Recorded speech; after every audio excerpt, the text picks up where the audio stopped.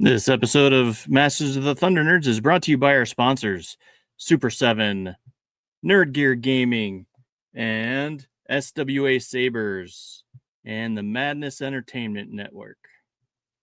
All right, welcome to another episode of ADHD Theater. Here we go. How's it going, Nem? I am doing pretty good. I'm doing much better now that I'm here. And I know that this show is always wrapping up the week, and it's time for the weekend after this. So that's always right. Good news. So absolutely. I tell you what, I've been just losing my mind.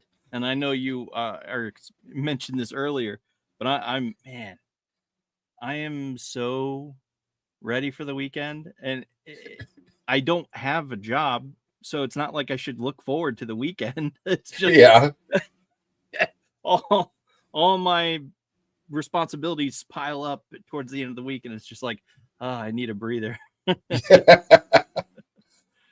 I definitely hear that. Plus, it's just been a heck of a week, man. Yeah. Plus, it's been weird out here in California. We're getting like this weird weather. Like normally it's not humid out here, and there's like something going on in the Pacific Ocean with like storms and stuff. So the last 2 days, yesterday morning, it rained for like 5 seconds, and it rained again today. So like today it was like 95 degrees and 97% humidity. Oh. So jeez. Yeah, it was ugly. I'm going outside going, and you already have sweat dripping off you. Yeah. It's just like instant. It's like someone squeezed a sponge as you walk outside. It's just like, I need one. Yeah. But it's like so unusual for California. It was like, this feels like New York or Georgia or something. You know, this is not California. So yeah. It's like, that forget this. Nightmare. Yeah. I'm sorry you have to deal with that. No, I'm glad I'm not there. Yeah, it's been weird. It's been really strange. I'm like, man, I'm over this. Can we get fall already? I mean, I want some autumn weather. That's what I want. So yeah. Speaking of autumn weather, that usually means spooky season is right upon us, and I am excited to get into spooky season. I imagine we will have. What we like to do is we like to find movies that aren't mainstream, because everyone knows the slashers like Friday the 13th, Jason, Michael Myers, and everyone knows that kind of stuff. Mm-hmm. We like to find things that are off the beaten path, that are almost like sometimes diamonds in the rough or hidden gems amongst the slew of horror movies. So we like to do that. Awesome. That's something we've enjoyed doing in the past. And I think there's this thing called the Pooniverse that I think we might dive into. The Pooniverse. Yeah, it's called the Pooniverse. There's weird movies like that Bambi movie. That's part of the Pooniverse. Really? Yeah, I guess, or it's adjacent to it, like same filmmakers or something. But like it's Pooh, blood, Winnie the Pooh, blood and honey, and okay. Yeah, so I just found a sort of like an introduction to, like, okay, if you want to watch the Pooniverse, here's how you watch it. And because it's like one is, Winnie the Pooh, Blood and Honey, and another one's Bambi, and all these different movies, because there's sequels. And that's the thing that blows my mind. There's sequels to this. People are clamoring enough to make it happen, like get the ball rolling, I guess. I don't know. I can't even imagine when some of the even more mainstream Disney characters become public domain. Like Steamboat Willie is already public domain. I know that there's a video game that's supposed to be like Doom style video game, but it's Mickey Mouse as Steamboat Willie, like shooting people up and stuff like that. That's supposed to be coming out. I can't imagine what the guy. Can you imagine what they would do with Goofy as like a Friday the 13th Goofy or something like that? They go, the horror. yeah. I And don't tell know. me Disney doesn't deserve it on some level. So Oh yeah, they definitely do. I mean, especially their, given their track record, yeah, and I don't know. It is what it is, but yeah.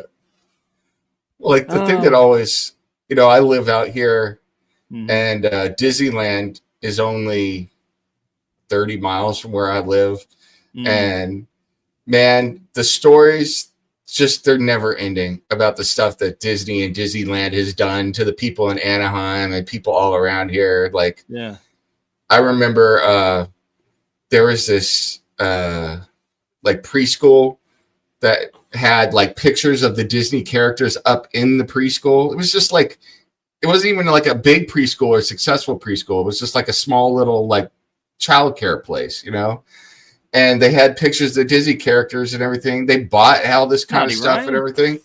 And Disney sued them into oblivion because they had pictures of the Disney characters up in their little childcare place, So I'm like, oh my. It's like, come on, guys. Come on.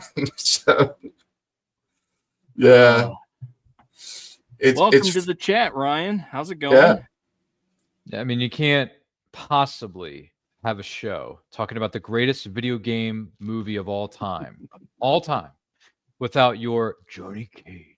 You just can't do it without me. I am your Johnny Cage. I am the man. Yeah. I am the ratings master. All right. Well, wait a minute. So, if you're going to do a Johnny Cage impression, I need you to get the mirrored glasses and pull them off. So I don't have them right now, but I will say this: if you touch those glasses in any way, shape, or form, I'm going to tell you straight up, those are $500 sunglasses, asshole. So you're going to get punched in the gonads, and you're going to pay a heavy price. So just so you know, you touch my glasses, you're a dead man. But listen, I watched a few minutes of what was it, Snatch and whatnot. It really wasn't my cup of tea. I'm sorry to say, Jason Statham, you're a good guy and everything. I know you've got a lot on your plate, but Snatch wasn't my cup of tea. All right. But when you talk about MK, the OG from 1995, which unfortunately the newest installment of this franchise, the rebooted one, Mortal Kombat 2 has been delayed by 6 months. So we're not going to get it until May of next year.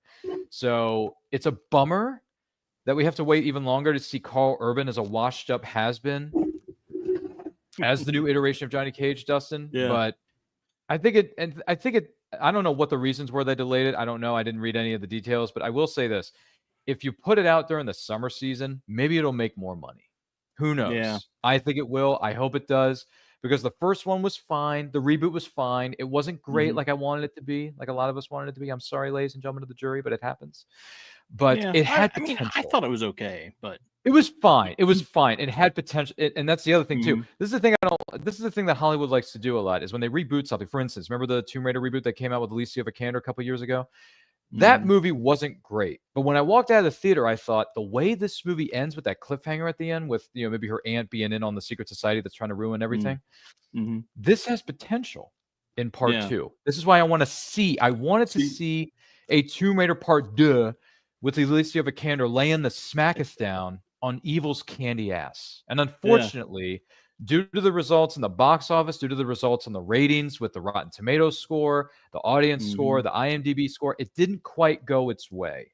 And now they're about to reboot it again, I think on Amazon, because Amazon and MGM, they merged, so they have the rights.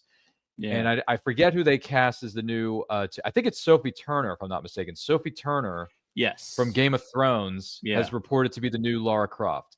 Now, I can see her as Lara Croft. Yeah. Yeah, well, here's my problem. She's definitely gotten in shape. Okay, but here's the problem. Sophie Turner's too well known. I wanted someone who was fresh. I wanted a new girl. I wanted a new woman actress. I wanted someone we're not familiar with in the society to take their shot. But instead, they went with a safe choice, in my opinion, by going with Sophie Turner. Like, well, she's going to bring in the Game of Thrones team. She's going to bring in some of the fans that liked her iteration of Jean Grey and X-Men Age of Apocalypse, which I thought was fine. That movie was fine. X-Men Dark Phoenix is a piece of crap. But Apocalypse was fine. X-Men Apocalypse. I love saying that word. That word is just so oozy. But the fact that they cast a known actress who's been acting for like what, 15 years now, that's a Something problem. like that. That's a problem because Sophie is too well known. Too many people are like, oh, well, it's, they got Game of Thrones. This movie's going to be great. We don't know if it's going to be great yet. We don't know. Mm-hmm. I need to see a trailer. I want to see what Sophie's going to bring to the table because Sophie Turner, it's not that she can't do it.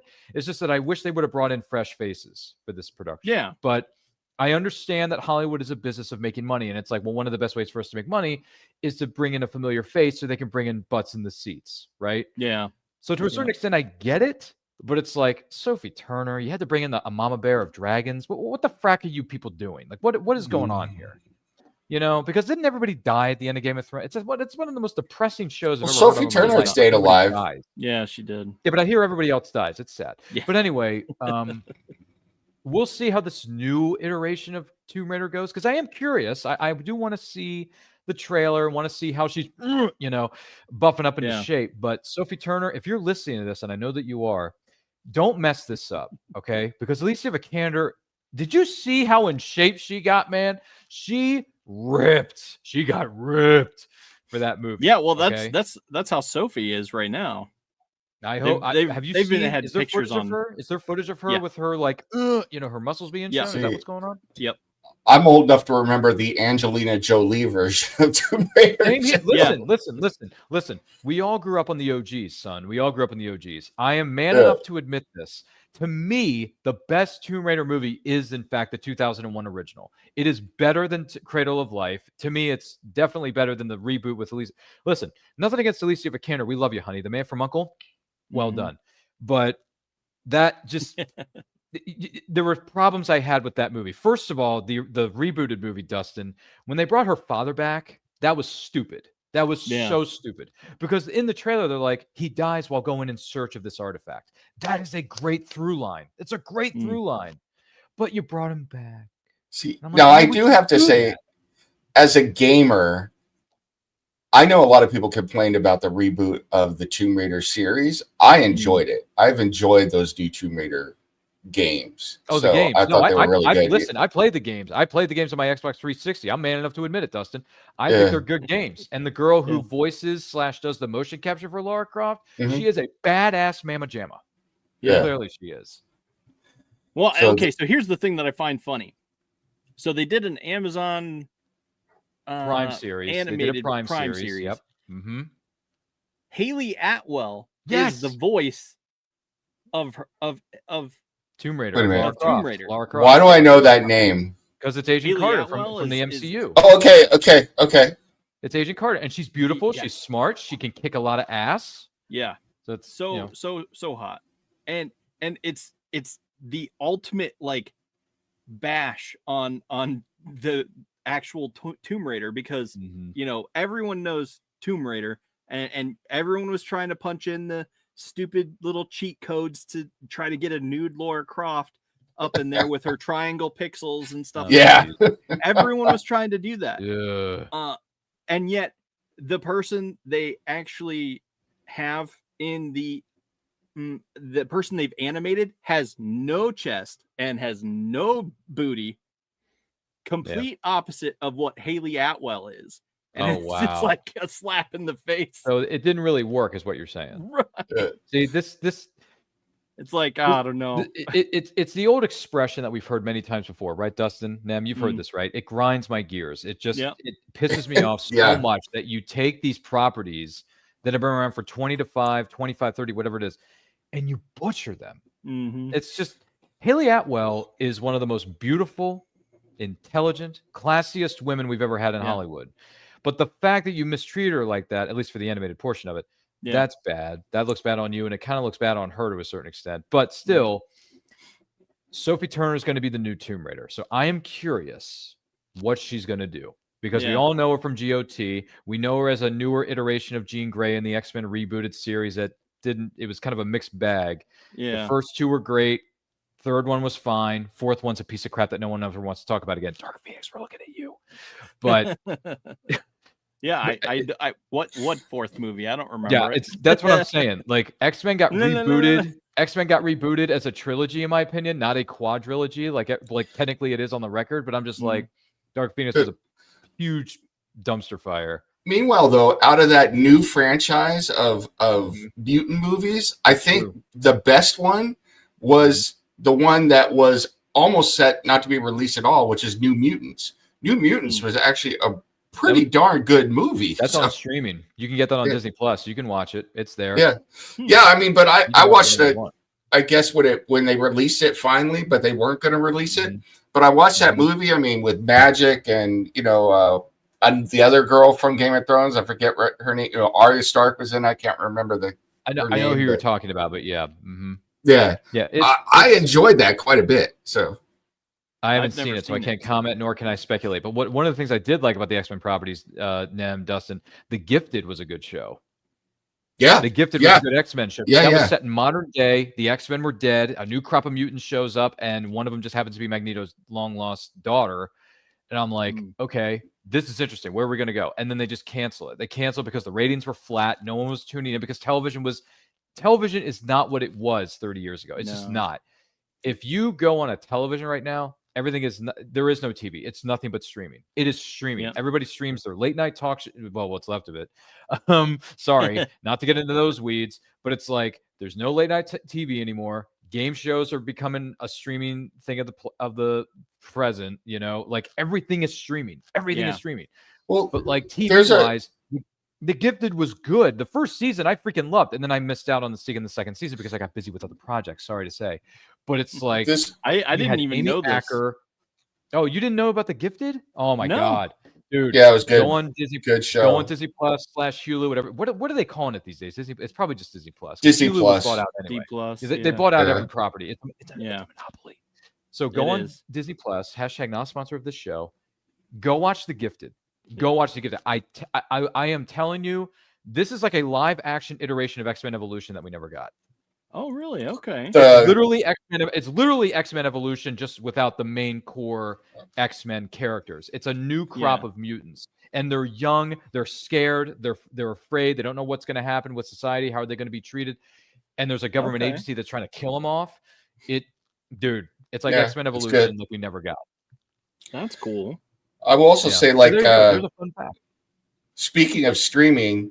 This morning, I played a trailer for a movie that is going directly to streaming, Paramount Plus. Never heard of it. If I hadn't happened to find the trailer, I wouldn't even know it was out. It's a new horror movie called Vicious, just starring Dakota Fanning. It looks good. Oh, I was like, no shit. Yeah, I was like, why in the world is this movie not going to theaters, or something like that? Instead, So I was like, it looks. Go ahead. We've all known Dakota Fanning since he was a little kid. We've known her for years. Yeah. This movie looks legitimately scary. So okay, yeah. I mean, I've known her since. What was one of the first movies I ever saw her in? I could throw the trailer up right now if you want to see the trailer. Yeah, I mean, she was in something. She was in the horse movie Dreamer. She was in War of the Worlds, but that's a movie we don't talk about because it's not very good. She was in a movie with Chris Evans. Push. Yeah, it's called Push.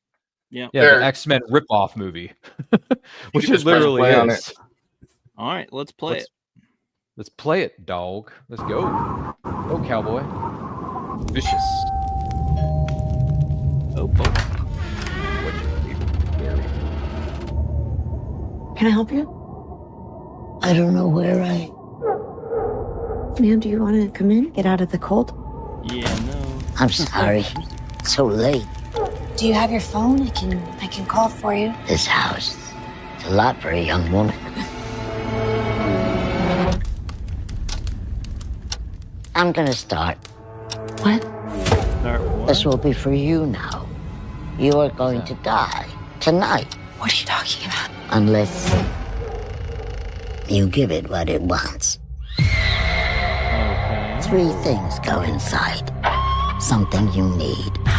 Something you hate. Something you love. I'm gonna call the police now. You can't do that. Don't tell anyone. Don't you dare.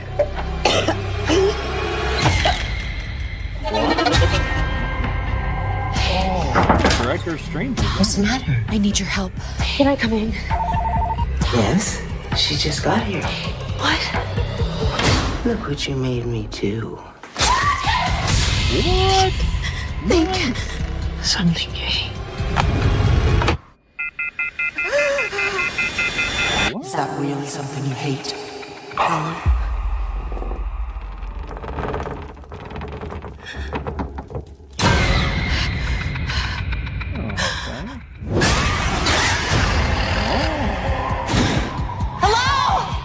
I thought it was a nightmare, but I didn't wake up.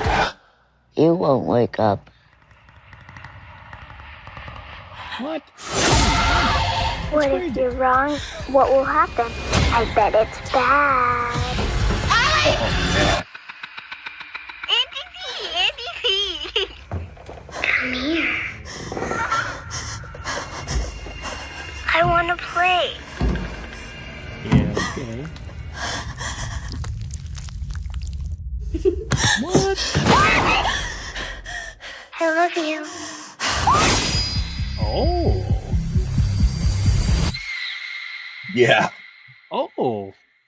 Well. Okay. Well. So clearly, and we've known this for years. This isn't rocket science, folks. She's grown up. She's done a lot of different roles over the years. We all know that. We've all been there.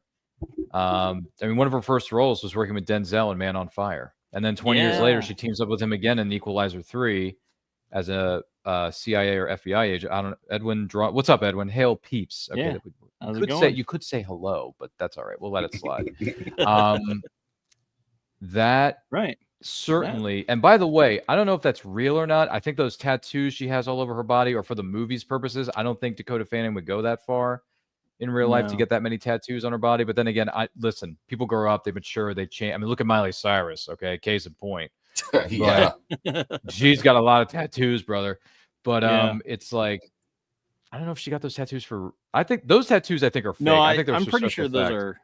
Yeah. Just the.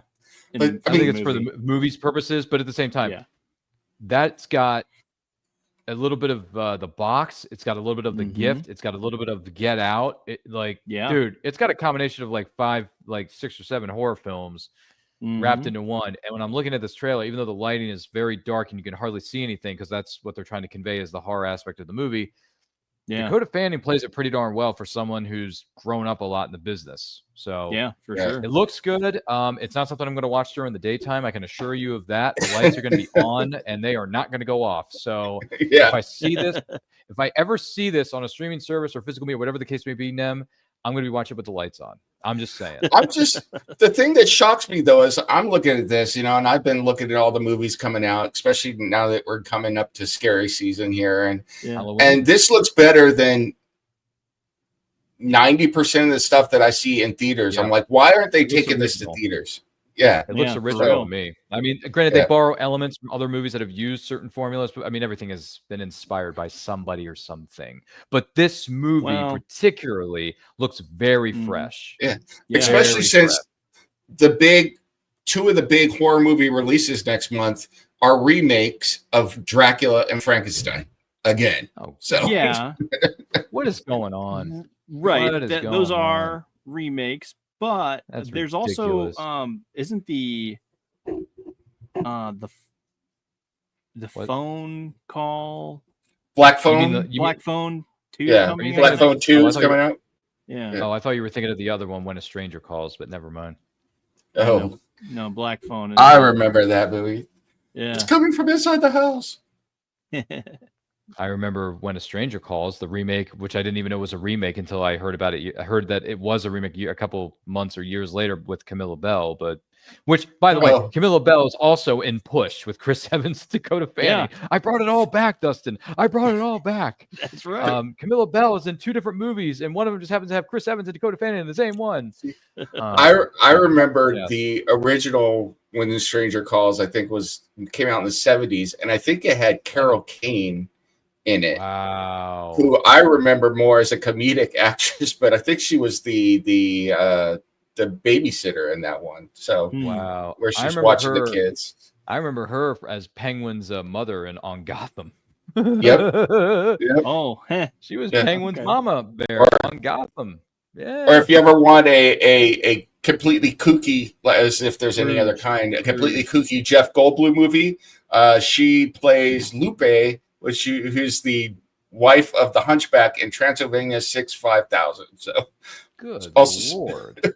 also starring Michael Richards and a bunch of other people. So, Well, ladies and gentlemen, that's what we like to call a deep cut on these proceedings. Isn't that right, Yeah. Dustin? Yeah, for sure. Yeah, sorry. I didn't mean to interrupt your flow of the show as I jump in here. I wasn't even expecting to. I'm not even supposed to be here tonight, to be honest with you. But I wanted to be here in case you guys were going to be talking about a certain indie film called Mortal Kombat. So Yeah. let Yeah, me know when sure. you're ready Did to you- talk. Let me know when you're ready to talk ratings. did you just make a Clerks reference to I wasn't even supposed to be here today? Was that Exactly. Yes, Okay. and I am a Clerks fan. I think the first film is hilarious, so Yeah. I can watch. And I've met two of the cast members, Brian and Jeff from the first movie. So they were very, very good to me. And they Yeah. signed an 8x10 of the original, an 8x10 of their booths. It's available anywhere you can get it. But I'm just saying, like, it's an 8x10 of the poster from Clerks, and it's the black and white one with the colored lettering. And I Awesome. asked him, "Can you sign it with like your iconic quote from the movie?" And he signed it with, "I'm not even supposed to be here today, Dante." And then the other guy, Jeff, signed it. This job would be so much better for all the fucking customers. So he signed it as that character. He signed them both. I was just like, okay, my day was just made. And by the way, when you talk to Brian O'Halloran or I think his name is it Jeff Sanderson? I want to say the guy. It who is played, Jeff Anderson. Anderson. Jeff Anderson. When you talk to either one of them, dude, they're like your best friend. Like they're just so chill. They're like, I'll talk to you about whatever you want. Like if you want to talk about the movie, whatever. They're nerds too. Like they will dive into stuff with you. So like basically who they were in the movie is who they are in real life to a certain extent. Who they are in real life. I'll be honest. I have a soft spot for Dante, even though he could be kind of a jerk. Or not Dante.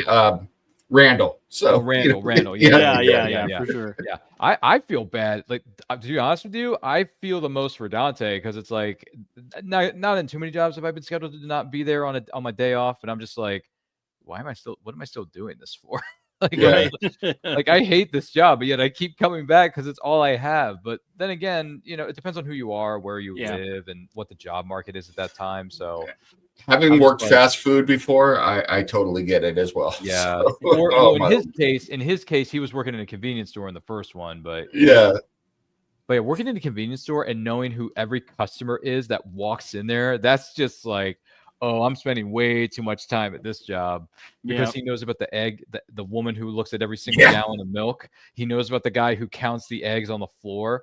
Like, oh my God. Like if I knew about those customers where I work, because I work in a certain area that's similar to that, I'm just like, yeah, I need to get out. I can't do this. Right. But yeah, it's a good movie. It's good fun. But yeah, I just wanted to sit here and talk with two of my good buddies and dive into Mortal Kombat. So Dustin, whenever you're ready, I'm ready to dive into some really good 90s perfection and just we need you to cue up the song and be like this, and then we have to put on our inner Dave Bautista and say, "This is Mortal Kombat," because he promoted Mortal Kombat 1 for the gaming consoles that came out a couple years ago. I don't know if you saw the commercial or not.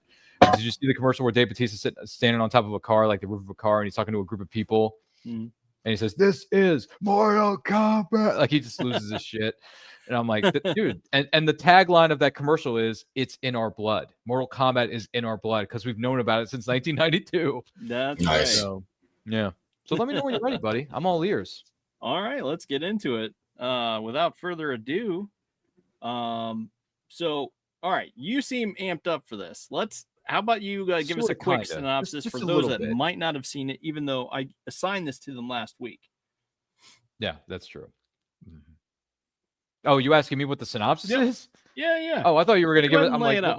what am I doing here?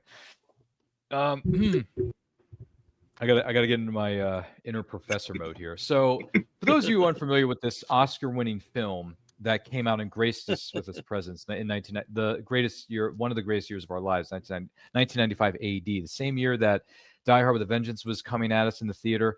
Batman went on to become an iconic hero forever. Rest in peace, Val Kilmer. We miss you, good sir. 1995 was a banner year at the theater, man. It really was. But anyway, the point is, Mortal Kombat is about a group of individuals on Earth in the real world who have to defend our realm against the evil Shang Tsung and his forces of darkness, because they have won 9 out of 10 tournaments known as Mortal Kombat, where 2 people battle to the death. Before the Hunger Games, there was Mortal Kombat. So it's about 3 individuals who don't know each other, 3 strangers who are tasked with defending our realm, saving the universe, well, saving the world, really, and defending our people from the sky, this ruthless man known as Shang Tsung and his forces of darkness. And it includes a washed-up movie star named Johnny Cage. It includes a kung fu master named Liu Kang. And it also involves a someone who's in the armed forces, I forget, but an armed forces warrior known as Sonya Blade. And it's they go on this journey. They have to fight it out with certain opponents during the course of the film, and certain characters, if you're familiar with the video game property, make appearances, such as Princess Katana and Reptile, Sub-Zero, Scorpions. Get over here. This is where we get the 3 magic words, get over here. Okay, that's where those 3 wonderful words come from. So if you want to get someone's attention, next time you walk into a place, you need someone to come into the studio, just tell them to get over here. You know what I'm saying? So maybe I'll try that on Mrs. Nem and see how it works. I don't think it'll work real well, but I could try. Feel free to give it a trial run next time I see you. So there's a tournament that goes on. The fighting ensues. The action sequences ensue. The iconic soundtrack by Techno Syndrome and Company ensues. Look it up on social media. Someone posted the soundtrack on YouTube, if I'm not mistaken. So feel free to listen to it. You'll thank me later. The soundtrack is one of the hottest selling soundtracks in the history of motion pictures. So it's true. Look it up. I'm not kidding you. And if you're looking for one of the critics wrote this on my DVD case. It's actually featured on the marketing materials when it came out on home video. It says 4 stars, a rock'em sock'em action flick. And I couldn't agree with this critic more. It really is. It's nothing but nonstop action, adventure, not sword and sorcery, but it has elements of sorcery in it, right? Yeah. Because Shang Tsung is an evil sorcerer, let's be honest. Yeah. And when you raise your hands up into the sky and you say, "It has begun," that means that your life is about to get very interesting, that you have come to the big times. This is the big leagues of any big leagues you're going to be associated with, right, guys? That's right. That's a synopsis of the movie. Now, Dustin, do you want me to go into my feelings on this movie, or do you want me to just shut my mouth for the next 5 hours? What do you want me to do? No. So first of all, before we do that, I want to get into a little bit. I want to go off track just a little bit because I want to ask a question. Why is it were these 3 random strangers picked to defend the realm? Why do you think? Like, what made them so special? Why not anyone else? Because certainly they were. It's called Destiny. It's called Fate. It's also called Suspenders of Disbelief. It's called Movie Magic. So just go with the freaking movie, man. Just go with it. And they tell you in the trailer, 3 strangers are gonna go to Outworld to defend our people. Like, come on. It's a simple. And here's another reason why they were chosen, because they all bring something different to the table. Sonya Blade is in the armed forces. Liu Kang is to a certain extent a kung fu master, but he's left the order for a while. He's been taking a break. Johnny Cage is an action star who just happens to know how to fight in real life, not just for the movies that he's about to shoot with a ripoff dude who looks like a ripoff of Steven Spielberg. So, which they actually did want Steven Spielberg to cameo in this movie, but unfortunately he had to decline, he declined anyway. So they found someone who looks very much. Yeah, I saw that. I was just like, I chuckled. In 1995, he's like, "It's the last shot of the picture. Where are you going?" I'm going home. I'm going into my trailer. And I'm going to shoot myself for being in your movie. I haven't watched this movie in a hot minute, and the thing that I got watching this movie again was, what the heck was Shang Tsung's like obsession with Sonya Blade, man? I was like, calm down, dude. You're like a stalker. You're a pervert, man. What's going on? He is. But listen, that once again, you have to wear these wonderful little things called suspenders of disbelief. But at the same time, sorry. Well, but at the same time, it is Bridget Wilson from Billy Madison. Let's not True. I mean, it's one of the most beautiful women on the planet. So I'm just saying, within the context of the movie itself, I'm like, if I was like Liu Kang, Yeah, or Johnny Cage. I'm like, what? I'm not beautiful either. You know, it's like why? It's like, Yeah, but you're right. In the context of the movie, they never explained why Shang Tsung chose her out of all the warriors from Earthrealm to go fight in Final Combat. You know, right, Dustin, to win the tournament. Right. So it's like, why would you choose her? Like, I don't get. But then at the same time, it's like, well, maybe he had a thing for her. I mean, it is exactly. So it is Bridget. I mean, well, she has a hyphenated name. It's like in the movie, he's even the one that like set up the raid with Kano and everything, and was there while that was happening and all that stuff. Up. Yeah. So like, I don't know, because Kano's on the phone is like, she's here. Yeah. Right on time. Like, come on, man. That actor's no longer with us. R.I.P. to Kano, but man. There's easier ways to get a date, man, other than like trying to get her beaten up or whatever, you know. So it's like, well, okay, so here's the thing. I know I'm a nerd in the core. Are you a nerd though? It's like I'm just so when I go play a card game called Magic the Gathering. I'm familiar. Never heard of it. No, I know what it does is. not have a bunch of women. So every single person ends up hitting on the one woman in the room. Yeah. And that just so happened to be my wife. And it's just like, boy. So everyone was sitting there obsessed, like, sorry, just staring. And, so you're check out this card. Hey, check out this card. Hey, hey. And sorry about I'm that, man. sitting right there and I just like, what is going on? Did you, when you guys walked into the venue to play this game, did you introduce yourselves as husband and wife? No, but I mean, if you would, all right, because I was, I mean, listen, nobody did. I mean, well, they did something wrong by trying to hit on her, but at the same time, like, if you would announce yourself, hey guys, good to see everybody. I'm happy to be here. This is my lovely wife, so and so. You know what I mean? Like, if you had said that, be like, we didn't introduce ourselves, but I mean, everyone that was there knew us and they knew we were married. So, but they still hit on her. Oh, yeah, man. It was just some random dude that came in. Sometimes, like, immediately. From my experience in game shops and at like Games Workshop tournaments and stuff like that, even if they're not hitting on them, it gets even worse because then they're just people just sitting there staring at the woman. You know, it's like, I'm sorry, like it's a strange animal in the wilderness. Yeah, it is. It is. It literally is. I hate to say it, but so that's what it felt like to me. It was just like, okay, here's a woman fighter. Yeah, that's fine. No, I get it. Wow, I get it. I can understand that point of view. But yeah, it's never explained in the context of the movie why he's obsessed with her. Who knows? Yeah, I'm sorry. I just thought it was funny because it's like I said, it's been a hot minute since I watched it, and so watching it again, all of a sudden, you know, all these years later, I'm watching the movie, I'm going, "Dang, Shang Tsung, slow down, brother. What's going on with you?" It's like, But here's another funny thing for you. This is a funny thing about the movie that was never in the movie. So in the trailer that I sent you, lovely folks in the chat of this wonderful family known as Thunder Nerds, and I said to you guys in the chat, "Oh, the memories." I posted a link to the original theatrical trailer, which, by the way, the original theatrical trailer can be found on the Dumb and Dumber VHS tape. That's how I saw it for the first time. That's going way back to 30 years, Dustin, just to give you a heads up. And the fact that in the trailer, Liu Kang and Shang Tsung, they do fight in the movie.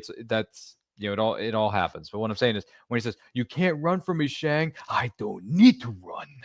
It's never in the final cut of the movie. And when I think about it now, I'm like, dude, that would have been a funny ass. I mean, it would have broken the mood a little bit, to be honest. But at the same time, like, it's a funny chuckle, if not a good laugh. Yeah. For them to start duking it out, and then 2 minutes in, they separate and kind of take a breather, like a round one of a boxing match.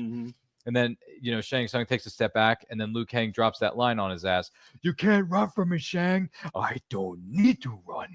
And I'm like, dude, it's so cheesy and over the top bullshit, but it would have been so fun if you added it into the movie just for kicks. No pun intended, Dustin, but just for kicks. It would have been funny. And by the way, Kix is part of a complete breakfast. So make sure you're eating your friendly neighborhood cereals every single morning of the week and twice on Saturday when you're watching those Saturday morning cartoons with your kids. All right. Because Dustin, I'm sure you bring this up, right? When your kids get up in the morning, you're like, "All right, kids, time to apply yourself in front of the TV. We're going to watch some reruns of Power Rangers today. Let's go." Nice. Yeah, I try. That's for sure. You try, but do you succeed? Or sometimes. Or are they kind of like, would they rather watch the Jetsons or Johnny Quest compared to Power Rangers? Because if that's the case, I can understand. No, they would rather watch Barbie, the Demon Demon Slayer. Yeah, Demon Slayer, whatever. K-pop Demon Hunter. Yeah, K-pop Oh, Demon Hunter. They would rather oh, watch that. Ooh, Going up, up, up. Yeah. Yeah, we can't talk about that on this show. That's rude. But man, you gotta watch. You gotta introduce him to some Saturday morning cartoons, bro. Oh, there it is. That's the right. Baja Blast. This is the dreaded chart that we have to look at every single week, and we got to figure out: are these movies that good, or are they just an atrocity? That's the question. Yeah. So I don't know who wants to go first on this, Dustin. You're the host. Oh. So Pops is here. Wait, I'm sorry. Which means Dustin is no longer the host. Pops just walked in. No, this is Dustin's show. I just didn't want to miss the rating part of it. I'm over here working, Ryan. I'm uploading stuff to Roku right now. By the way, thank you for all you do behind the scenes and uploading the shows to Roku. We appreciate that, by the way. Pops, I don't know if you've heard that lately. Right. Well, I hear it quite a bit now that I'm actually there. You know what I mean? Before I actually got to Roku, I heard a whole lot of Pops ain't never going to get to Roku. No. Well, I want to say congratulations. Absolutely. On getting there. And thank you for uploading all the episodes of all these wonderful shows, including the Master of the Thunder Nerds programs, the Freewheeling Fridays. It's Mazel tov. Mazel tov. Yeah, it's all been a joy. What I'm in the middle of doing, but I didn't want to miss the rating part of the show. I've been listening the whole time. You've been listening? Yeah. Oh boy, I hope I didn't say something inappropriate for your viewers, Pops. I'm sorry. That would be Dustin's problem. It's his show. Okay, technically it is. So yeah. You see how that works. I can avoid responsibility in some cases.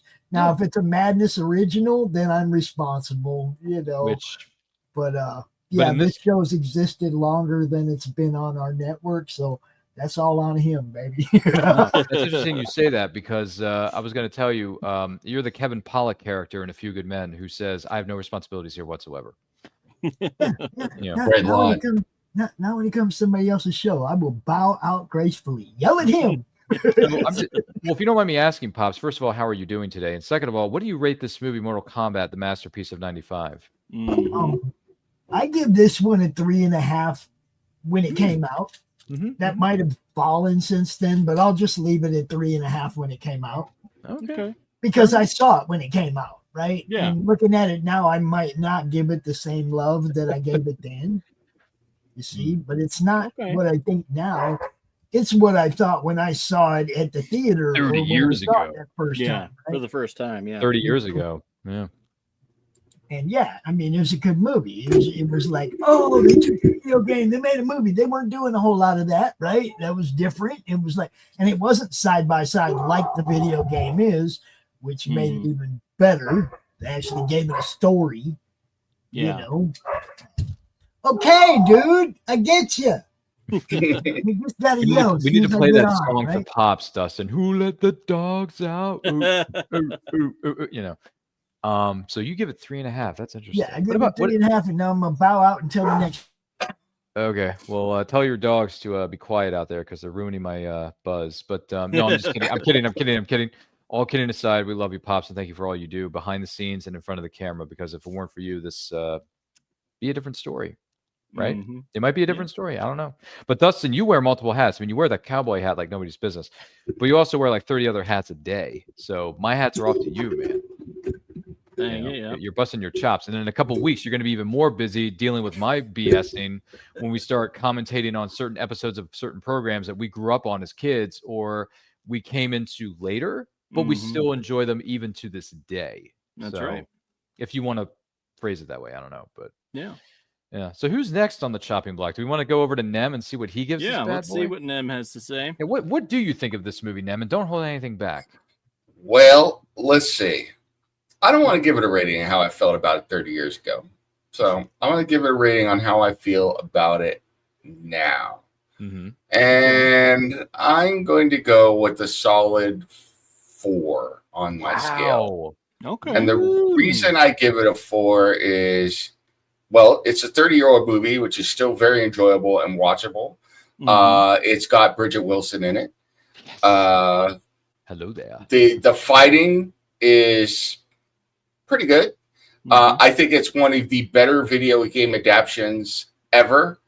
And at the time, it is the best video game adaptation movie you know, it would take many, many years before another video game movie would even come close to this movie. Instead, we got garbage like the Mario Brothers movie and stuff like that. So, and the bad Mario Brothers movie with John Leguizamo. So yeah, for all those reasons, I gotta give it a 4. I mean, it's not peak cinema achievement, and it didn't need to be. It knew exactly what it was trying to be, which is a fun martial arts movie that happens to be based on, well, not happens to be based, which is based on the video game Mortal Kombat. Yeah. All around good time. I enjoy it. So absolutely. Wow. I would agree with that. Ryan, what do you think? Well, considering the fact that I'm the president and CEO of the Mortal Kombat 1995 Circa fan club, and I've been championing this movie since I saw that trailer on the Dumb and Dumber VHS tape with Jim Carrey and Jeff Daniels, if anybody remembers what that is. Look, I didn't see this in the theater originally, just to be honest with you, Dustin. I didn't see it 30 years ago in the theater. I had to wait. I saw it on VHS at my local library when my parents would let me rent certain movies I probably shouldn't have been watching, but at a certain age, if you know what I'm saying. Yeah. You know, but you know, they were protective to a point. And Mom and Dad, I love you and I miss you very much, but I got away with some stuff. So this sandwich, it's a complete game changer. Hello, sorry. Somebody's talking over me. Thanks, studio. Who was that? Was that one of the streaming services trying to mess with me? Anyway, the point is, Dustin, if we could bring that chart up one more time. I've loved this movie for so long. I love the theme song. I love the storyline is simple and to the point. It's people beating the living heck out of each other just to save their own skins.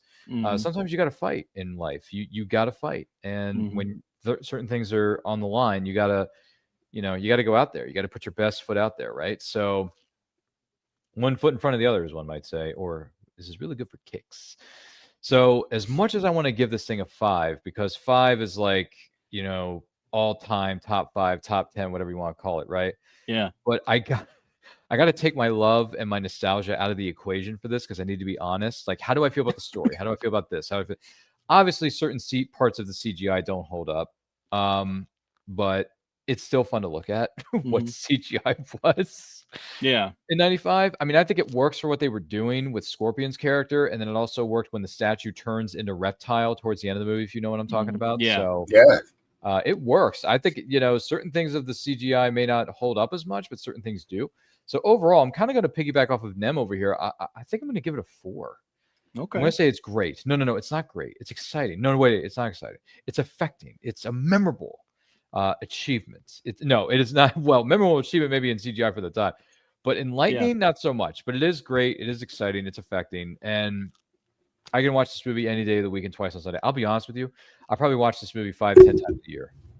I'll be honest. You do? I if it's on TV, which it hardly isn't because no one watches TV anymore, we stream stuff. Okay. Streaming is what we do in this world. We don't watch television anymore. We stream it, Dustin. You know what I'm talking about. You've been there. You know what's going on. Yeah. Nem's been there since for whatever reason. He's been there forever. So like that's right. We don't watch things anymore. We just stream. Yeah. But the fact of the matter is, and I'm sorry to say this to you, Dustin, I may not have access to this on streaming, but I do have access to this on DVD and Blu-ray. So anytime I want to watch this, and I'm in the comfort of my own home, which you can see I'm in my studio right now, I can plot this thing into my Blu-ray player, hit the magic button known as play, and hear the you know, dun dun dun dun dun dun dun dun dun, and just be like, okay, I'm a kid again, watching TNT, TBS Superstation, re-airing this movie every single. Honestly, I'll be honest with you. One of the times I watched this movie, I taped it off of the Superstation, TBS. Nice. Because they were doing a action movie marathon, I think it was for the time, I think. Yeah. Where they played both Mortal Kombats. Yes, there was a second one. I know. A lot of people want to disregard it, but it did happen. Mortal Kombat Annihilation, anybody? I was there for that. I was there for that. My brother took me to see that in the theater, Dustin. We saw Mortal Kombat Annihilation in the theater. And as a kid, you think it's the best thing since sliced bread. But when you look at it now, it's like, the first one is way better than the second, which is a fact. But I still have a soft spot for Annihilation. Yeah. Okay. I can still watch it. I can still enjoy it. I can turn my brain off. The CGI is terrible. The visual effects are terrible. But you know what, Dustin? The truth of the matter is they rushed making that movie. And the visual effects artist specifically told the studio, these effects are not done yet. We're not ready to release this movie. But they were so set. They were hard set on releasing this movie in 1997 that they didn't care. That's why the movie sucks so bad, is because they didn't listen to reason. They didn't listen to the visual effects artists. They didn't listen to the actors who were by the way, Robin Shaw, who plays Liu Kang in the first movie and the second one, he choreographed the fight sequences for the second movie. Oh, nice. Because they fired the original fight choreographer. They didn't bring him back for the second one. I'm like, why wouldn't you bring back Pat Johnson? He did all the choreography for the Karate Kid movies. Yeah. What's the matter you? What's the matter you? So Robin Shaw had to do it himself. But he did it, and he did the best he could with what he had. Limited resources, Dustin. Limited resources. Very limited resources. But that's right. Yeah, the movie's a 4 out of 5. It's come on. I mean, come on. It's Mortal freaking Kombat. Who doesn't want to watch two people beating the living heck out of each other and to see who's the better fighter? It's like the movie Fight Club, although we don't talk about that. We don't talk about Fight Club. But see what I did there? Yeah. But it's been very, very good to me. The 90s is the greatest decade Dustin, myself, anyone who was there, bear witness to. Honestly, it really was. This was coming out. Batman movies were coming. Well, a good one and a bad one anyway. But it was a bit. I got to be honest with you. When you really think about it, the 90s decade was a decade of original IPs, but also a decade of sequels. Yeah, it was a mixture of both. Depending, because you had the Mortal Kombat sequels, you had sequels to other properties, you had reboots, but at the same time, they worked. Yeah, they really did. The Mummy in 1999, that works. Absolutely. It's a great movie. The Matrix was revolutionary for the time. Revolutionary. Die Hard with a Vengeance is a sequel that a lot of people sleep on, but to me, it's the best of the sequels. I like Die Hard with a Vengeance. Not counting the original, because the original stands on its own, but of the sequels, Die Hard with a Vengeance with Jeremy Irons, Uncle Scar playing a dirtbag. Come on, bro. He's on the telephone for half the movie. Yeah. He's on and the you telephone. got Samuel L. Jackson in that movie too. So Sam Jackson's in it. And by the way, Sam Jackson has gone on record. He has been on record as saying that he enjoyed playing that character more than anything because it speaks more to his personality. Yeah. As Zeus. Zeus. He didn't call me, hey, Zeus. He said, hey, Zeus. I said, Father of Apollo. I said, I will shove lightning straight up your ass. Dude. By the way, that's another. If you haven't seen Die Hard with a Vengeance in a while, you need to do a rewatch of Die Hard with a Vengeance, because that movie is. Yeah, I like that movie. That movie's still banging. That movie's awesome. That should be on ADHD Theater for somewhere down the line. Yep, it will be, because I do particularly like that. But actually, we did watch Die Hard. The original? The original around Christmas. So, well, maybe you should watch Die Hard 2, because Die Hard 2 turns 35 this year. Yeah, I think we did. I thought we watched both, but I'm not sure. Oh, not you have to go back into your itty bitty little. I also there. I even like the one that came after they did years later that had Justin Long in it. Exactly. That's probably my favorite. Live free or die hard. Yeah, that movie was very good. You know why? Because you have Raylan Givens before he was Raylan Givens with Timothy Olyphant.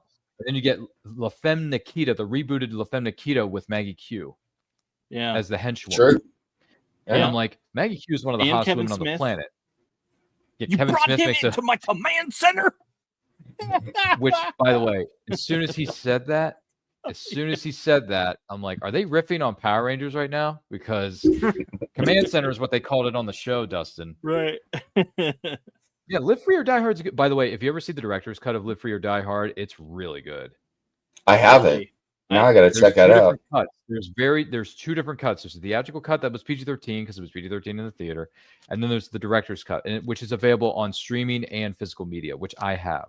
So. Oh, okay. I'll have to check that out because I've never seen that. Look at the director's cut. It's not too different, but it does add a few scenes and some F-bombs. So yeah, I just couldn't do that in a PG-13 movie. I mean, that brought about a newfound love for wanting a tech bag, because he had his over-the-shoulder tech bag. Oh yeah, with the laptop, and plugged stuff in, and he was zipping away and had the keyboard that could fold out, and I Yeah. actually have one of those. Oh, you do? Do you have one? Wow, I never had one of somewhere, I them. Well, actually, that's not true. I think I did have one, but I may have to get a new one. I don't know. Maybe I should get another one. I thought I did, but That's it cool. used to That's be really in cool there. that you But have one of those. regardless. And Justin was- Long was hilarious in that movie. Yeah. Oh, you just killed a helicopter with a car. I was out of bullets. Right. I was like, you just killed a helicopter with a car. And then when he hits on his daughter at the end of the movie, which it's kind of nuanced, but funny at the same time because his daughter is played by the girl from Cloverfield Lane. What's Mary Elizabeth Winstead? And I'm just like, okay, I can see Justin. Was Long that Mary Elizabeth Winstead in that movie? Oh man, she plays Lucy McLean. Lucy McLean, the daughter. Mm-hmm. Dude, I totally didn't. I remember her from Scott Pilgrim the most, but well, not only did she do Scott Pilgrim, she also did the Disney film Sky High. Oh, that's right. She was the villainess. Yes, Dustin, the villainess in Sky High. And she also played Huntress in a really bad DC movie. So, well, and she played. Yeah, that was a shitty Harley Quinn movie. Let me tell you. Yeah. Are you thinking of 10? Well, she was in 10 Cloverfield Rebels. Lane, that's for sure. She was in Rebels. Star Wars Rebels? Hera. Oh yeah, she did. She played Hera. Yeah. Oh, the live action version of Hera. Yeah. Mm-hmm. It's like that. Which, that was by awesome. the way, and she's also in a relationship with Obi-Wan Kenobi, Ewan McGregor in real life, so that kind of helps. Yeah. Which is why I think she got the job, but at the same time, she's fine for what she was given. She did a decent job. Oh yeah, no, she was great. I loved it. Mm-hmm. And she's going to be brought back because it's Ahsoka season 2 is coming out. So I know. I'm so excited for that. But you should be excited. I'm wearing an Ahsoka shirt underneath this hoodie right now, to tell you the truth. I'm sorry, it's very cold down here. But what do you think about Mortal Kombat, Dustin? Do you have a thought? Do you have a rating on this Oscar-winning film? Yeah. So I will agree. I will give it a 4. Yeah, 3.5 to 4. I'll say 4 just to be round and all that. But well, don't let us influence you. I found it really good because it reminded me a lot of like the Van Damme movies, like Bloodsport and Kickboxer and things like that, where Hard Target, the stakes are high and stuff like Hard that. Target. I don't know. I don't know about that, but I remember that movie. Hard Target's a damn good movie. That was John Woo's North American film. Yeah, Lionheart, Kickboxer, stuff like that. Those movies were, influential in the forefront of my brain as I'm watching this. Bloodsport. I was like, yeah, Bloodsport too. Yep. It's time to protect your nuts, guys. So, favorite line Forget from that Bloodsport. One, I like the one where he just points at him and says, "Now I break you." Yeah. I'm sorry. Yeah. I'm sorry. I only saw bits and pieces of Bloodsport. God. That movie is so cool. There are so many quotable moments from that movie. I don't know if I want to watch it all the way through because I got like 20 minutes into it and I'm like, this movie isn't my style. I'm sorry. One of my favorite memes for that movie is oh gosh, now I gotta remember. They're trying to get into the Kumite, and there's this guy's guarding him, and he's like, "Can we go in?" And he's like, "Okay, USA." Like, I was just about to say that. Okay, USA. By the way, to answer your question in the chat there, Carrie, Ghost Pepper is on vacation, and hey, gents, it's good to see you too. And then thirdly, Nem, I tried to watch your favorite Friendly Neighborhood Bambi horror movie. After the first half hour, I couldn't even endure it anymore. So, I haven't watched it. Yeah. Carrie, don't watch anything that's a ripoff of Disney property because they all turn out to 99% of them turn out to be total shit. Don't waste your breath. Don't hold your breath. Don't waste your money. Don't waste your time. Don't waste even your streaming power. Okay, Carrie, do yourself a favor. Stream the Oscar-winning movie Mortal Kombat from 1985. You're going to thank us first thing in the morning. You're going to text Dustin. That's right. You're going to text them. You're going to text Pops. Text me, and you'll be like, "Hey, I really enjoyed this movie. I give it a 5." I do have to say, some of the best times I've ever had, though, are watching horrible, horrible horror movies with friends and just ragging on them. So absolutely ragging on them. So, not my style. Yeah. There's some good horror movies out there, but I do my best to avoid the shitty ones. Excuse me. Yeah, I have seen some absolutely yeah. terrible horror movies and just Yeah. loved. We just rag on Carrie's a them. bit Speaking upset, of but she'll get over it. We love you, Carrie, all the same. I haven't even seen the chat. Oh, she says, Ghost Pepper taking liberties with this new job of his or time off. What kind of universe am I living in? And then she says, Oh, I've no. watched old and new Mortal Kombat movies, and I enjoyed the games too. Hey, yeah, you're one of us, Awesome. Carrie. One of us. One of us. Yes. One of us. What's your favorite moment in the Mortal Kombat movie? The one from 1995. Can you share us with your favorite scene or favorite character? If you say Sonya Blade, it's okay. We won't be offended. Because For Sonya me, Blade is let's pretty see. damn good. It's a good question. Well, I have to say, speaking as the single man I was when I saw the original Mortal Kombat back in the theater, my favorite part of the Mortal Kombat movie back then was the head scissors scene with Sonya Blade where she kills Kano. And I was imagining if I had to go out, I would like to go out that way. So. Dude, the line where she says, he says, "So Sonya, no, I'll give you a break." Okay. Like, Yeah. What a way to end a person's career, much less a life. My God. Yeah. But then, what was his name? Shang Tsung looks up at her and says, "I have something for you, my dear. On the contrary, I have something you want very much. You can thank me later." And by the way, the magic pointy fingers, Dustin, the magic pointy fingers when he does this. I mean, come on, dude. Come on. It's so good. And then when he points at Liu Kang, but he's pointing back like behind him, and it turned out to be one of the hottest women in the world, Talisa Soto, as Princess Kitana. I'm like, okay, all right, let's see what this woman's going to bring to the table, y'all. Let's go. Like, which, by the way, I don't remember her bringing much of Talisa anything. Soto hasn't done anything. but- The only movie she's ever made since Mortal Kombat and Mortal Kombat Annihilation has been Ballistic X versus Sever with Antonio Banderas and Lucy Liu. That's the only thing she's made. And I feel bad for her more because than I she's a know. good-looking woman. She's a good-looking actress. Yeah. By the way, I'm one of But the I few don't know. people in the world who actually likes Ballistic X versus Sever, and it's one of the few movies in the history of mankind that has a goose egg on Rotten Tomatoes. Wow. True. Really? It has a goose egg. I'm dead serious. 0%. Nobody gave it any sort of positive reaction. Nobody. So why Nobody. don't you create a Rotten That's Tomatoes account crazy. and go vote And give on it the 1%? I'm not going to give it. Me giving it a 1%. That's not going to help its chances of being seen. But even I like Showgirls the isn't at 0%. So oh, wait a minute. Does it have a 0%? no, I said even Showgirls isn't at 0%. So Yeah, it should be though. But whatever. Listen, Elizabeth Berkley, I respect you because we grew up watching you as Jesse Spano on Saved by the Bell, but like you make it. But then again, she didn't know it was gonna. No one knew it was gonna happen, right? We didn't. When we're filming a movie, we're just focusing on getting the job done. And then when you see the movie in theaters, you realize, oh my God, my career is like half over. And her career was over for a very big amount of time. And then she comes back as Horatio Cain's ex-wife on CSI Miami. And does a pretty good job with that. And then she lands other acting gigs because of the opportunity she was presented on CSI Miami. So some careers can be destroyed with one movie, Dustin, but in her case, she was able to be reborn as a phoenix.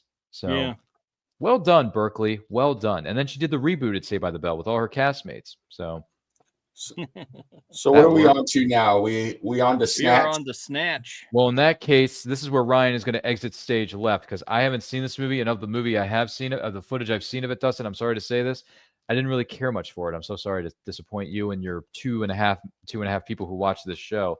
But Dustin, I'm going to take my leave here. I'm going to head out, take care of some stuff, and go to Sleepy Bye. But I just want to say thank you for allowing me to invade your studio space for a few minutes.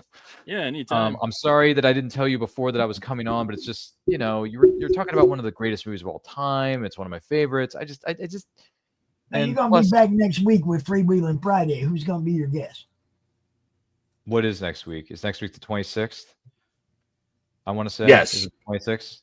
Okay, yeah, I'm looking at my calendar. Sorry. What is that wonderful person who's going to be joining us on set? I have it right here on my notes, Pops. Heather. Is it Valet or Veli? Valet? Valet. That's Valet. Art Valet.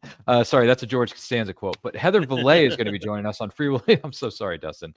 But quick plug. My name is Ryan. Follow me across. What am I saying? Follow me at this right here, and I quote channel.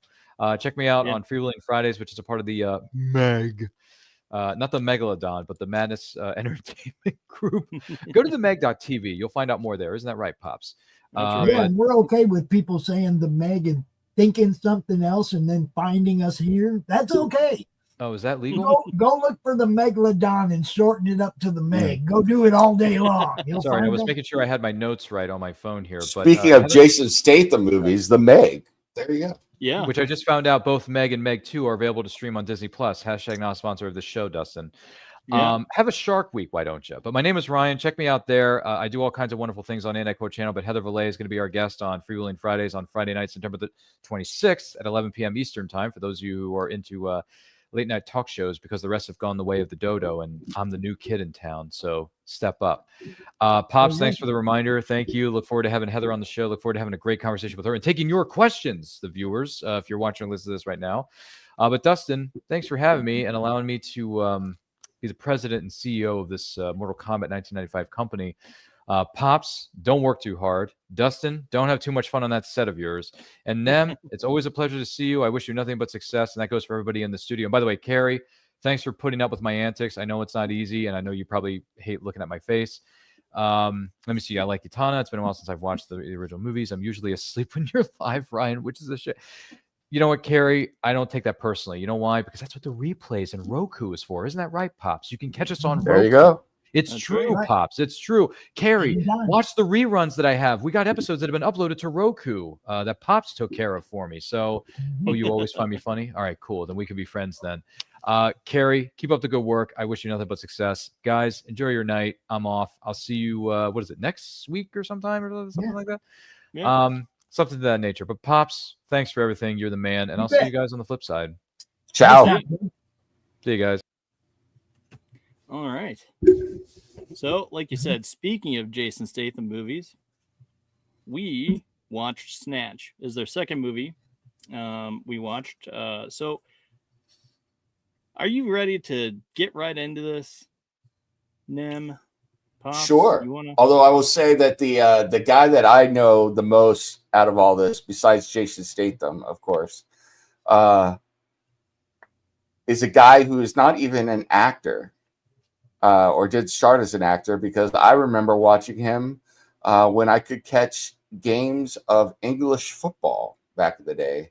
One Mr. Vinnie Jones used to play defense, and he was a thug, man. So yeah, he's been in a bunch of stuff now. Well, it's wild. He was also the original Juggernaut, so in the movies.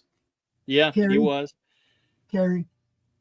There is a donation spot on the website, but if you send us money and specify it's going to be for a new hat for Dustin, we're just going to giggle and spend it on something else. I'm just saying.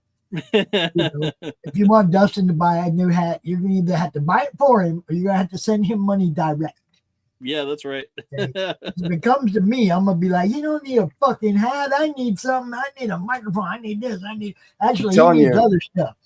Come Cinco de Mayo, I'm sending a sombrero out to you. I'm telling you that right now. He needs a new computer, and he needs all kinds of stuff more than he needs a cowboy hat. I'm just saying. Yeah, I do need a new computer and a new setup. So, but I'll get there eventually, one of these days. Mm-hmm.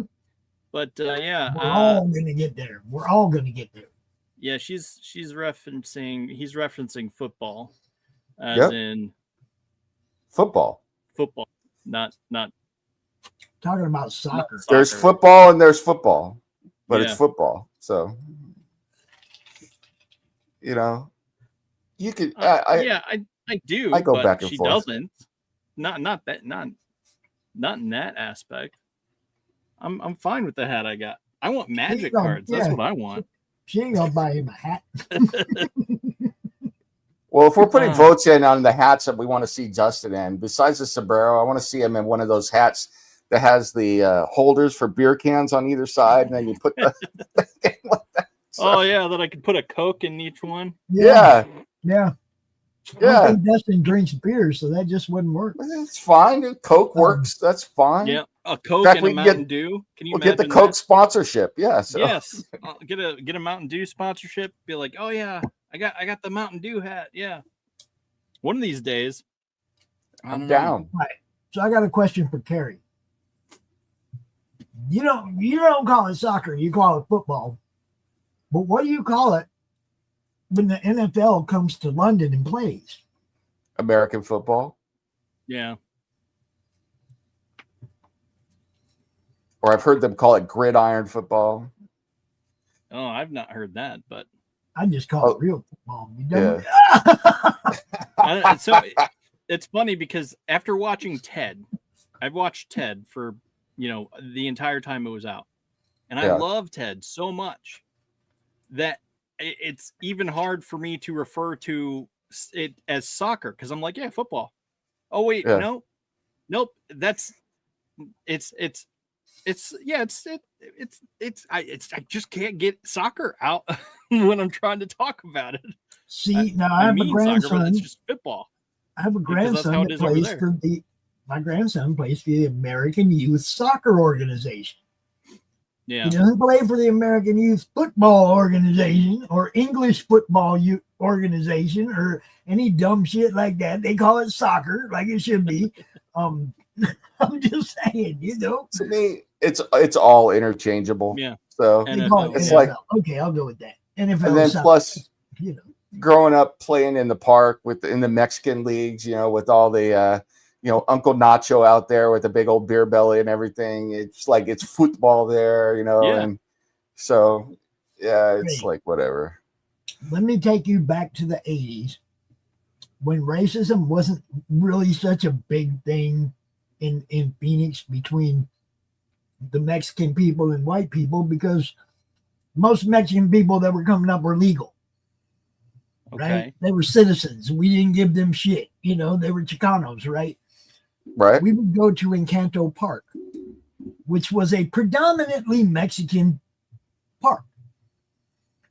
We'd go there, a group of white boys, to play football against the Mexicans. Yeah. In the park, tackle football, straight up.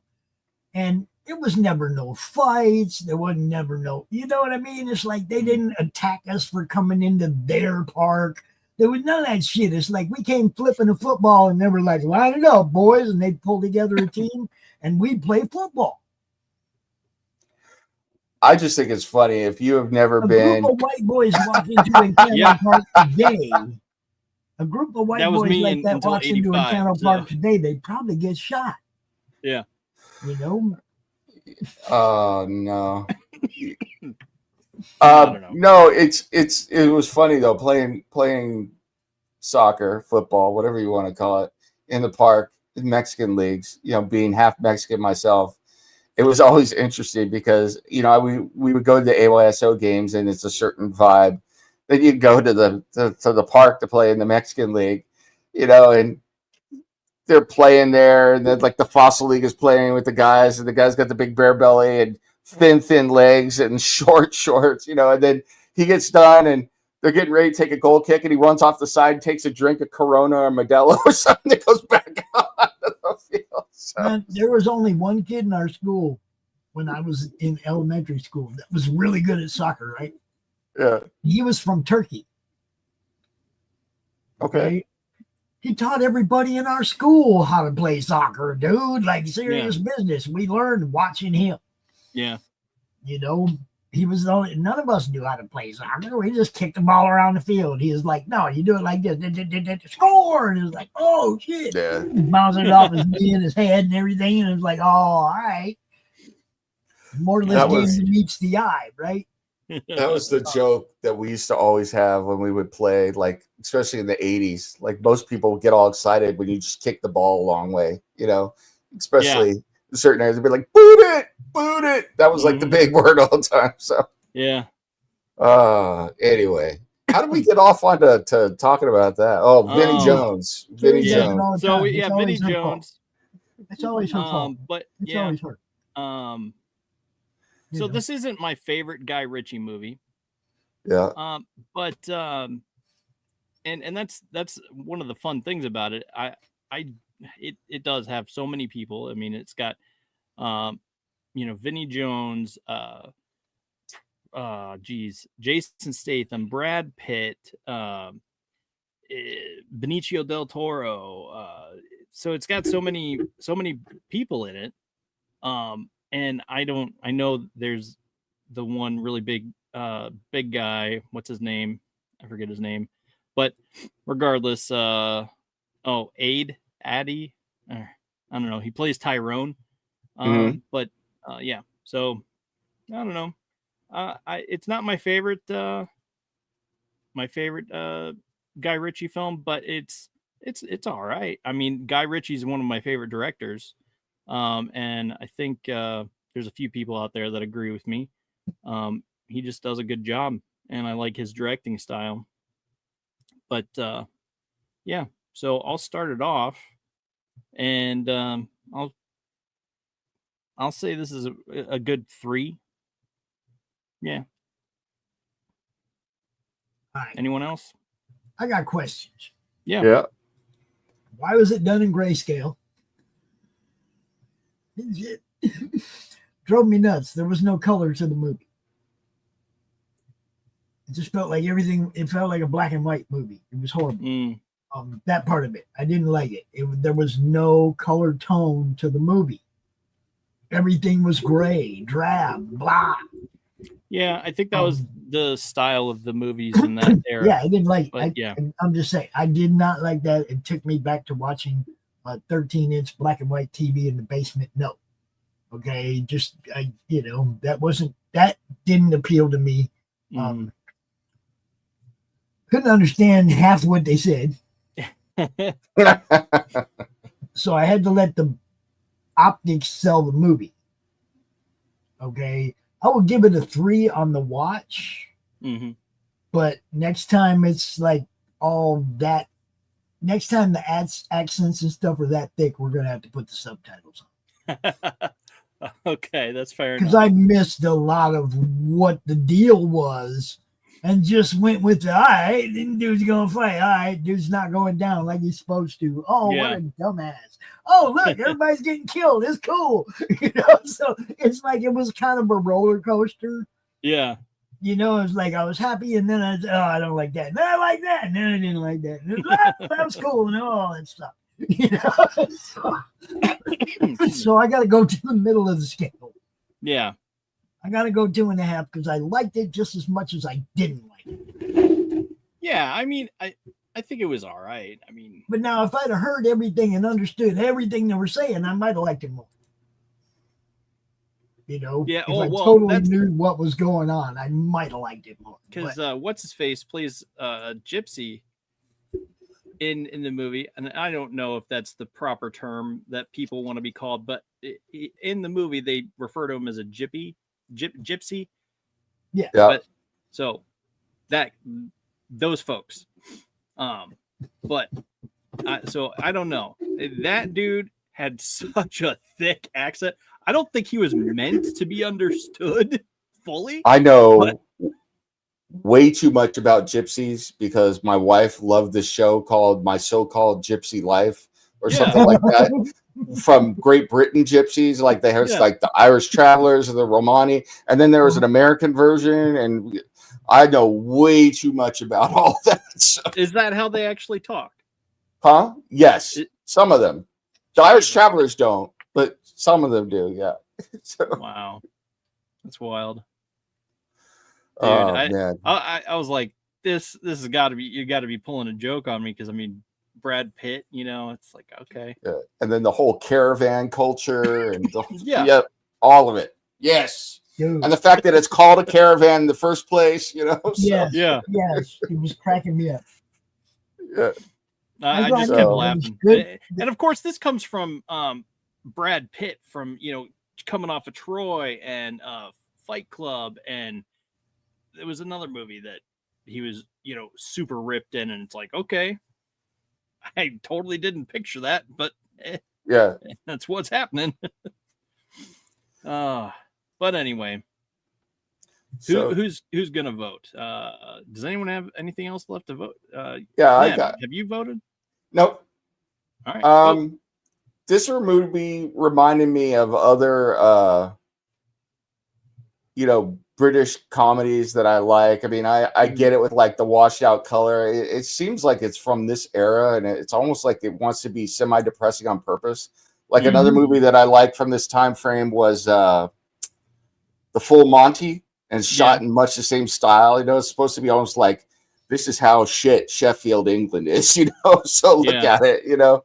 But a really funny movie. I like the style of comedy. I like Guy Ritchie's stuff, especially I like the Sherlock Holmes movies he did, to be quite honest with you. I thought they were really good. So I wish we still had those, but I'm fine with Enola Holmes and looking forward to those sequels. But so I mean, I enjoyed it. You know, I like British comedy, period, you know, and I'm always up for a good crime thing, you know, crime movie. I get it with the accents, and I'll be honest with you, Pops, I put the subtitles on, so because I'm half deaf anyway, I can't hear real well, so I need the subtitles most of the time. But yeah, there are times when I'm like, I've watched some English British shows and stuff, and I'm like, are they speaking English? I'm like, what in the world is going on here? Sorry, Carrie, but it's just true. I'm like, I'm like, what? My wife does the same thing when we watch something and be like, I can't hear without my subtitles. Yeah, it's like, was that English coming out of their mouth just now? So, but I will give this. You know, I'm going to give it another. I hate to do this because we keep, you know, duplicating scores, but I'll give it a 4. You know, it's it's an enjoyable movie for me. I like the style of comedy. I like, you know, the combination of crime. It reminds me of like Hot Fuzz is another one that I like. You know, so that kind of thing. I enjoy it. That we don't argue about what each other grades it. We don't. I mean, you graded 4, you graded 4. I graded 2.5, 3, whatever. The whole thing is you can hate the movie with all your might, but like, whatever it is, your opinion. Yeah, whatever your opinion is your opinion. So it's I mean, that's what the whole show's about. It's like, we're not here to debate. I mean, we sometimes get into, well, hey, wait. I think it should be a little higher up than that. Sometimes, only like on 2 occasions we've ever debated rating scales, and it had good reason. But don't ask me what those reasons were. But I just remember it's happened. But at the end of the day, it's just like, all right, you didn't like it. All right, cool. My reason for going like 2.5 on this, because I liked it just as much as I didn't like it. Nobody argued with me about that, because there's parts about it that are good and parts about it that maybe ain't so much. Now, Nem had the one up on me. He had the subtitles turned on. He understood. Yeah, see, so I didn't. Like I said, I might have gone a little higher if I had understood everything they were saying all the time. You know, I might have gone a little higher too. But the actual action carried it along. I could kind of follow what was happening when they were actually doing action. When they were sitting there talking, it was like, what are you saying? What the fuck? You know, and quite honestly, there are probably things that the people in Britain have watched that are from the United States. They're like, what in the world did they just say? You know, like, you know, but for me, especially, and I apologize to anybody who's watching that. I hope you don't take offense to this, but people from certain parts of Scotland or people from Wales, they start talking, and I'm like, "Boy, what the fuck are you talking about?" I don't know what in the world. It takes a minute. It takes a minute for you to like tune your ear into their frequency of what they're meaning before it starts to be like, oh, right. Yes, okay, I'm getting it. It's registering. I'm hearing you now. You know, it takes a minute. It always does. But and then with you throw in slang or you throw in some of the others, it's just like, forget about it. Put the subtitles on. You know, so it's like, what's a kid, Meister? What is it? You know, they're just and then it was a little bit low. But you know, the volume itself was a little bit low, so you add that to it. But either way, at the end of the day, like I said, the optics themselves carried the movie enough to it not, you know, so it wasn't a bomb. You know, I mean, even if I watched it with no volume at all, I'd have been like, that was all right. I kind of understood what was going on. You know, it was just another one. To me, it was another one of them boxing movies where the guy just doesn't want to go down when he's got to go down because the mob told him you got to go down. We got that in Vegas too, right? We got that in Philadelphia. We got that everywhere in boxing, right? So that was kind of accepted, normal. I totally went along with that part of the story because it's it's real. It's historic. That shit really happens and happened. Entertaining enough. Yeah, definitely.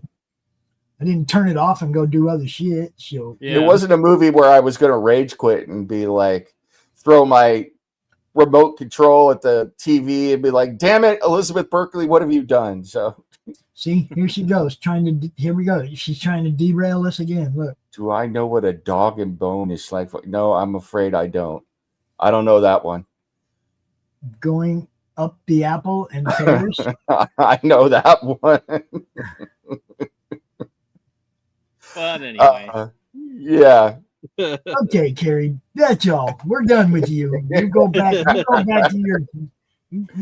to watching and we'll go back to talking. Okay. Speaking as an American, I was one of my proudest writing moments is when I was able to use bullocks in the right way. So, yeah.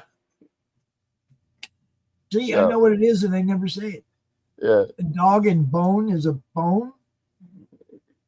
Why? Okay. Yeah, why? Oh, is that like what is that accent where everything rhymes? They always rhyme stuff, all the things. What is it? There's a certain dialect or accent.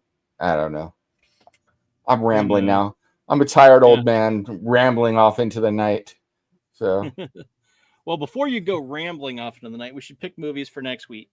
Okay. And so here's the thing. Unfortunately, Robert Redford has passed. Yes. And Butch? I've never seen very many of his movies. Okay. I think the ones that I know of were like the not Winter Soldier, but there was a Captain America movie he was in, and Spy Game was another one that I was really. He was in Winter Soldier, wasn't he? Yeah. It was in Captain America, Winter Soldier. Yeah. Butch Cassidy and the Sundance Kid. Great movie. Yeah. So here's the movies that we talked about and planned. We are going to be watching The Natural. There you go. Nice. And good movie. Butch Cassidy and the Sundance Kid. Very good movie. So and The Natural that's what we really have for good. next week. The Natural is really good. I think that's a baseball movie. It is a baseball movie. Yes, it is a baseball movie. I've seen both of those. I've seen one of those a whole bunch of times, Butch. I love them old shoot 'em up. Raindrops falling on my head. I love that. Yeah, so I mean that's what we got for the next week. Tune in and we will be watching The Natural and Butch Cassidy Sundance Kid for next week. Do you know which day for which movie? I have it written down. I think Butch Cassidy's Thursday. Here's a small piece of trivia for all of you out there for Butch Cassidy and the Sundance Kid.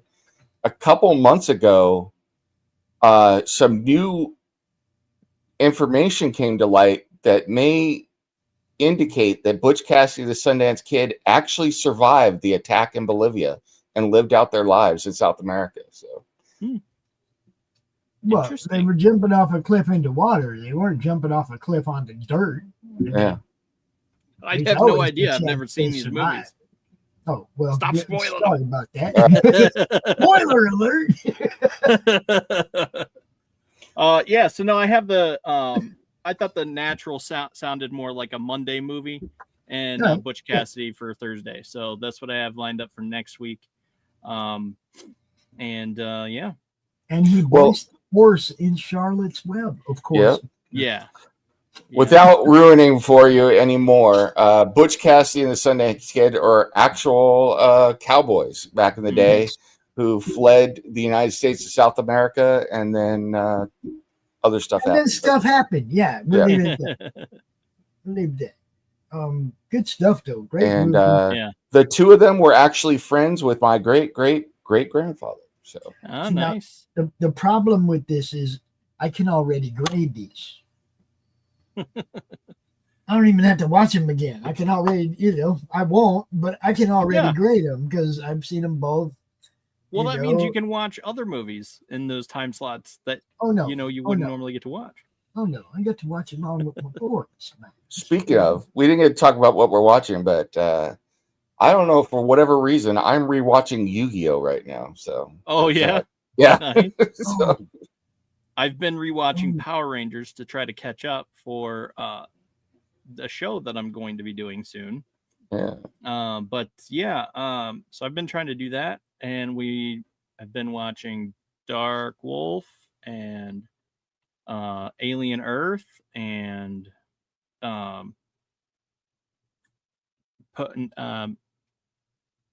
High Potential. So those are all good shows. And there's another show we just started today, actually. It's called Adolescence, I think.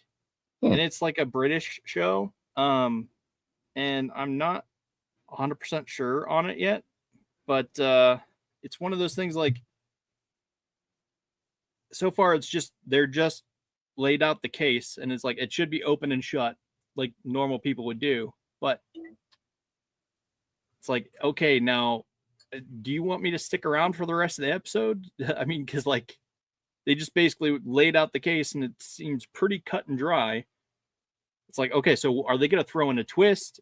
Is there someone else involved? Like, what else is going on? Or is this just, hey, sorry, this is a depressing show, So yeah. Well, I will say the new episode of Peacemaker was pretty good. So yeah. What about The Watcher? I got a new one too called The Watcher. Oh yeah. And it has Stifler's mom in it. Jennifer Coolidge. She's in it. MILF. It's actually a pretty weird freaking show right from the get, man. The house is haunted or not. The pool of suspects shrinks in the wake of a neighborhood tragedy. Karen offers Nora a way out. There's different. It's episodic, right? I'm on episode 3, but it's been weird, dude. It's called The Watcher, and it's on Netflix. It's only 7 episodes so far. I don't know if it's just a 1-season thing or what, but man, it is weird. I can't wait to watch that Vicious movie and report back. So that's what I'm looking forward to. So. Yeah, I mean, I want to watch that too. So I figure we'll do it. Okay. On this show. All right, sounds good. You can wait. Yeah, I'll wait. Just make sure you can get it, and then we'll line it up. Once you get it, we'll set it up in a zone. Well, I have Paramount Plus anyway, but yeah, I could get it too. So okay, we won't talk about that though. Yeah, I need to get Paramount Plus because Tulsa King is coming back, and I love that show. Yeah. And that is just weird again that so many good movies are just going straight to streaming and not even getting. They're not even trying to draw us to the theaters, guys. Yeah, and I didn't even hear about it. I was like, I just happened to be looking and scrolling through and for movie trailers for stuff for the show and found that. They put that stupid Stephen King movie in theaters, and it totally bombed. Another bomb. Yeah. And then that new Anaconda movie, holy mackerel. That looks so bad. So that just Jack Black. Come on. I'm gonna take that one with we'll see. Jack Black is the Jack Black movie. He's at that point of his career where he's just like, show me the money, man. I don't care what script you put in front of me, just give me the money. So Minecraft, just anything, right? I'll take it. He really bummed me out in the Thor movie because he should have never touched that. Thor? It was horrible. Thor? Him and who else? I saw him in Star Wars. No, that was Star Wars. Yeah. Are you sure he didn't show up in Thor? I thought he showed up in one of the Thor movies as some kind of Greek god that looked dumb as hell. No. No, he was those weird twisty mustache things. That was Star Wars. That was Star Wars. It was an episode of The Mandalorian. It wasn't good, but it was Star Wars. So at least it wasn't good in my opinion. So I'm just saying, it's bad. It's just bad. It was just a cameo. I love School of Rock, and I haven't liked anything he's done since. Be Kind, Rewind. That was good. Well, that was older than School of Rock, but yeah. High Fidelity, he was in that. That was older too, though. So yeah, I actually went on ever since he did School of Rock. It's like he just has taken the most horrible parts, and it's like, come on, dude, you just this inspiring movie that gave kids love for music at school instead of them giving all the band kids a hard time. It was like cool to be in band at school for a minute, and that was because of Jack.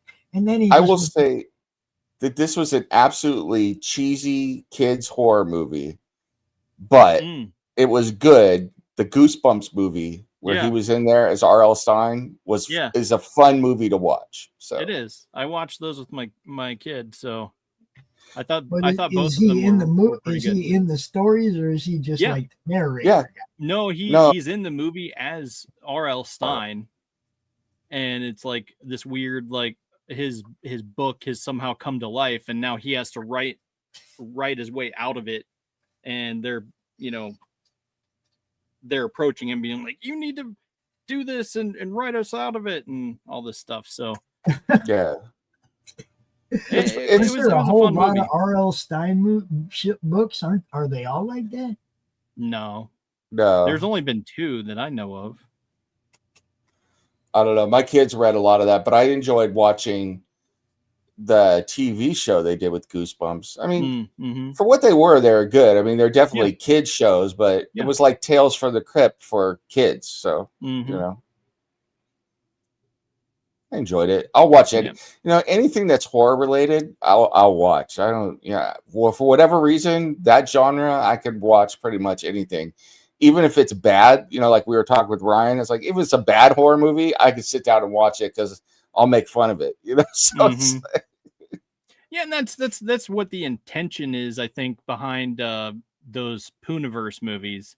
Yeah. But whether or not we actually watch them, because I do think we have a legitimate movie to watch with Vicious, and there's been other movies like Heretic. I have not seen that, but I want to. If you've never seen it, Devil by M. Night Shyamalan, good movie. So then if we want to go John Cusack, there's 1408, scary as hell, and Identity is another one. Yep. So that's a good one. Yeah. I love 1408. I know I'm amped up for the final Conjuring movie. Yes, it's like that's one that I'm like, Last Rites. Maybe I need to, maybe Pumira and I need to go to the movie to see this, because I think that would be pretty awesome. Yeah, I love that universe too. Yeah. So which it's completely random, but Matt Rife bought the entire estate to, and he moved into the house where that paranormal museum is at. Yeah. It's just like, wait, why? It's like, why did you do that? I have done some dumb stuff in my life, but I've never done anything quite like that. So yeah, like my buddy and I, we actually went to Amityville, Long Island, and found the actual Amityville house one time, it was very boring. There was nothing going on. I'm happy to report, but it was like, what exactly were we going to do if something was happening there? So it's like, yeah, I went on a ghost hunting thing before, and I've written about it, and it's it is what it is. But a lot of times it just is. just kind of boring. There's usually nothing that happens. We'll other than save being those told. boring stories for the paranormal show. We'll have you Right. on. We're going to talk about that stuff. I'll talk to you about the haunted Queen Mary, about how, all those things. We'll talk about poltergeist. We'll talk about, Slender Man being real, all of that stuff. So we'll get All Yeah. of that stuff. So All right. Well, that ends this episode of ADHD Theater. Remember, watch The Natural and Butch Cassidy Sundance Kid along with us, or on your own of your free will and all that. So, and again, to our Roku viewers, thank you for watching. You can catch us on the replay on Roku, or you can, the show normally airs at 9 p.m. Eastern, and goes until we decide to call it quits. And usually we're wrapped up soon, like we are trying to do now. But any other last words from our folks in the studio? Bodacious. We got Saturday morning comic talk tomorrow at 12:30. Another episode of Kevin Siren. We're still trying to get caught up to where he is live. So we'll be playing, I think, episode 5 tomorrow morning at 8 o'clock. It's just taped late. It's already recorded. It's just trying to get everything in line. So it's all episodic order. And so we'll be playing one of those in the morning. Might have a Saturday hangout draw stream tomorrow at 3 o'clock. And we got draw streams everywhere. Oh, wait a minute. We got late night art attack tonight, right? At 1 a.m. or 10 a.m. Pacific tonight, or 1 a.m. Eastern. Late night art attack with Jerry and the guys. Jerry also does his other show tomorrow. And I mean, we just got so much going on. It's hard to keep track of it all anymore. Really, the best way is to go to the tomorrow's like Draw Stream Central. Okay. Yeah. It's like we got the Madness Hangout, and then Super Saturday with Jerry, and then Bullcat Studios with Stephen B, and then the COU Draw and Chill with Christian, and then the COU After Hours shows early Sunday morning. It just starts Saturday at noon, and it's just draw streams all day. Draw streams. My last word for all of you, because I'm going to go eat dinner right after this, is ravenous. So there it is. You're ravenous. I'm hungry like the wolf. So there you go. All right. Well, until next time, this has been an episode of Thunder Nerds and Thunder Nerds Ho.